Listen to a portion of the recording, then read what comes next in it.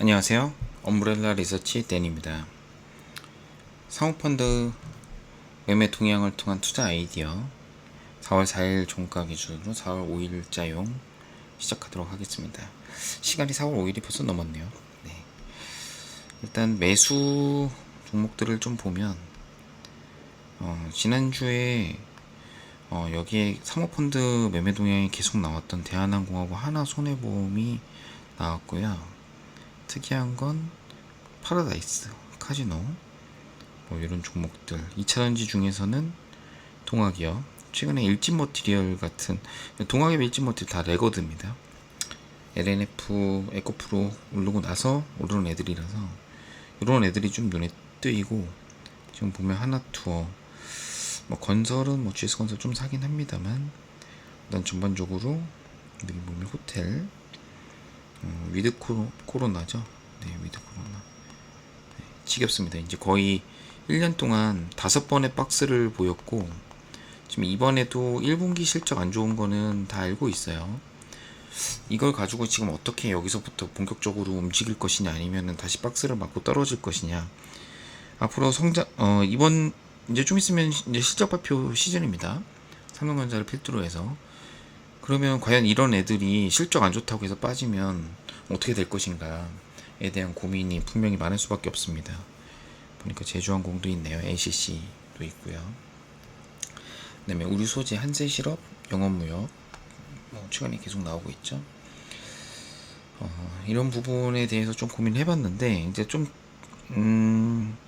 사실 애널리스트 분들한테도 제가 이제 여쭤봤는데 뭐 100%다 이렇게 컨빅션이 있는 건 아닙니다. 왜냐하면 이게 턴어라운드죠. 어떻게 보면 주식의 턴어라운드 시점, 턴어라운드 시점, 네, 턴어라운드 시점을 두고 요때는 보통 이제 감각적으로 맞추는 수밖에 없습니다. 근데 파라다이스를 제가 이제 모델을 좀 돌려보니까 되게 간단한 모델이죠. 네, 수급으로 한번 보는 건데 기관 순매수가 이렇게 된다는 얘기죠. 투신도 돌아섰고 사모펀드가 뒤늦게 조금 강하게 파라다이스를 매수하고 있습니다. 개인만 팔고 있고 좋은 시그널이긴 하죠. 그래서 내용을 좀 살펴보면 이제 4월 21일부터 해외 입국자 대상 격리를 면제한다. 그러면 일단 기대감이 있는 거죠. 네. 기대감이 있으니까 근데 이제 저희가 100% 확신할 수는 없는 거는 일단 중국과 일본이 이제 여전히 보수적이거든요. 아무래도 한국이 이렇게 있으면 그린지 너무 오래돼가지고 네, 일본 있고 중국 있으면 한국을 가장 많이 오는 국가 중에 하나 두 개가 이제 중국하고 일본이겠죠. 그러니까 이제 저희가 100% 이게 어떻게 보면 인바운드 수혜로 돌아설 수 있다. VIP들이 온다. 라는 리포트가 나오면 이제 단기 고점이 나올 가능성이 좀 있습니다. 그래서 뭐 중국 VVIP 움직이면 어떻게 될 거냐. 19년도에 중국 VVIP 비중이 22%나 된다는데 이거에 대한 답은 아무도 저는 못할 거라고 생각을 합니다. 중국인들이 이제 이렇게 열어줬을 때 과연 들어올 것인가에 대한 기대감이 좀 중요한 거겠죠. 그래서 4월은 뭐 예상 외로 이제 엔터가 3월에 엔터가 좋았고 이제 엔터는 어느 정도 수급에 찼다라는 생각을 가지신 분들이 좀 있어요. 여기서 더 사기엔 좀 그렇다.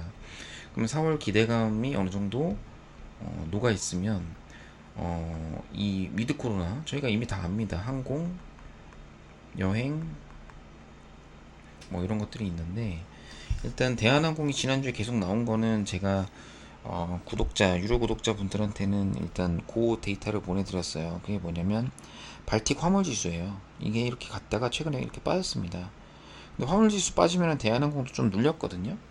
근데 뭐 유가 빠진 이유도 있겠지만 지금 사람들이 사는 거는 P에 베팅을 한다라고는 하지만 결국엔 Q도 같이 늘어나는 거거든요. 뭐 여행객이 타는 로드 팩터도 같이 올라가는 거라서 대한항공 같은 경우는 화물에 돈을 버니까 여기서 다 리스로 단기로 임대를 또 가능합니다. 그러면 또 캐파가 늘어날 수 있는 부분이라서 사실 뭐 유증 관련된 우려만 없으면 당연히 대장일 수밖에 없겠죠. 근데 다시 카지노로 오면 미국 같은 경우에는 카지노 내수가 86% 정도 수준이었거든요. 그래서 뭐 인바운드가 뭐 그래서 이제 지금 요런 게 이제 내수 카지노 컨셉으로 보면 미국 카지노가 잘 될 때 강원랜드를 많이 했는데 뭐 지금은 강원랜드가 어느 정도 그래도 내수 대용으로 많이 한국에서도 한 것 같고 이제 오늘 많이 안 올랐거든요. 오히려 파라다이스나 GKL 이런 것들이 좀 더 올랐습니다. 아무래도 VIP가 입국할 가능성이 있지 않을까라는 기대감이 녹아 있는 걸로 좀 생각이 들어요. 그 다음에 이제 어, 좀 파라다이스를 좀 찾아보니까 가장 긍정적인 거는 인력을 감축을 19년 대비해서 10%라도 했다는 거죠. 그러니까 이제 매출액이 이제 세일즈가 늘어나면 느 정도 마진의 레버리지 효과가 조금 나올 거다라는 기대감. 뭐 요거는 실적이 돌아서면 지금보다는 주가 레벨이 훨씬 높을 거기 때문에 일단 관심 있게 좀 지켜봐야 될 것 같습니다. 이 아이디어는 너무 오래된 아이디어고 1년 동안 5번을 실패한 아이디어여서 이번엔 과연 될까라는 고민이 저도 있지만 어찌됐든 지금은 좀 어느 정도 4월 달에 반영을 하고 있다라는 거를 말씀드리겠습니다. 그다음 요게 2022년 3월에 유한타의 이지점 연구원님이 쓰신 자료인데 제 좋아하는 친구입니다. 굉장히 열심히 하는 친구인데 23년도 영업이익률 이거 뭐 사실 전망치 만만치 않죠. 만만치 않은데 뭐 영업이익률로 봤을 때는 파라다이스가 턴어라운드가 조금 세네요. 예, GKL 실적 월별 실적은 잘 나왔습니다만 뭐 아직까지 중국인이 본격적으로 들어온 건 아니고요.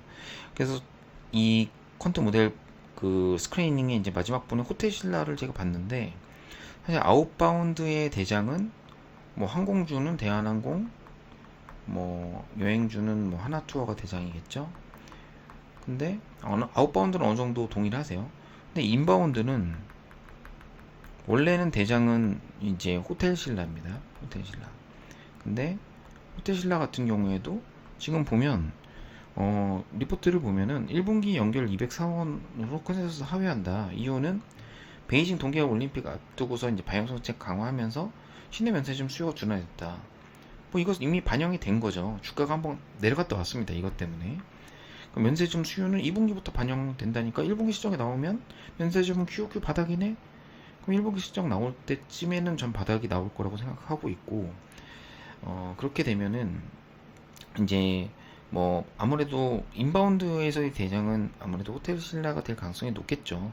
투신들도 계속 사고 있고 외국인들이 조금 하고 있는데 일단 개인이 팔고 올 매수입니다. 개인 빼고는.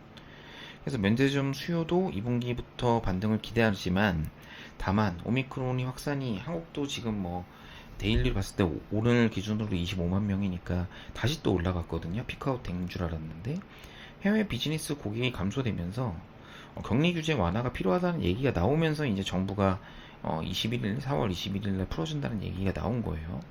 그러니까 이것도 어느 정도 그게 나오면 이제 회복할 가능성이 높다. 다만 뭐 1분기 대비 동기 대비 30%는 투숙률은 이제 Q는 증가하는데 뭐 저희가 지금 호텔만 보는 건 아니고 이제 면세점을 보는 거죠. 예.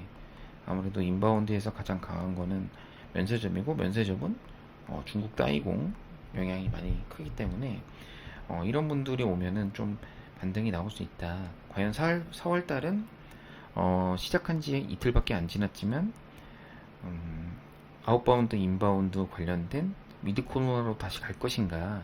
왜냐면 IT 제조업이 주말에 말씀드린 것처럼 힘들기 때문에 뭐 자동차도 1분기 실적이 나오고 나서 과연 좋아질 것인가? 이거에 대한 의구심이 계속 있기 때문에 이런 쪽으로 좀 쏠릴 수밖에 없다라고 생각이 들고 있고요. 뭐 매도 부분은 보면 LG전자 미친 듯이 파네요. 뭐 이메이드도 팔고 많이 오른 패키지도 팔고요. 뭐 건설주 올라있던 거 팔고 전기도 단기에 잠깐 올랐는데 매도 전환했고요.